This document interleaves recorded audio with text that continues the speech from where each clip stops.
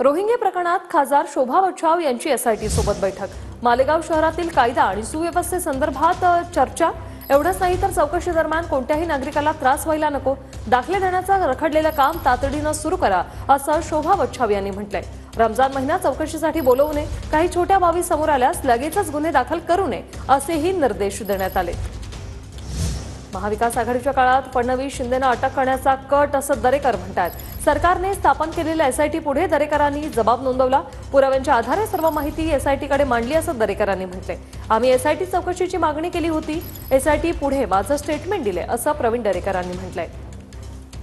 नागपूरच्या हिवाळी अधिवेशनामध्ये मुख्यमंत्री देवेंद्र फडणवीस साहेब, एकनाथ शिंदे साहेब यांना खोट्या गुन्ह्यामध्ये अडकवण्याचा प्रयत्न झाला होता।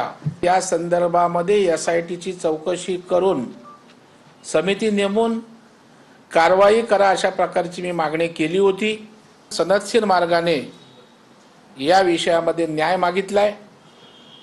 सरकारनंही गांभीर्यानं गृह विभागाने याची दखल घेतलेली आहे।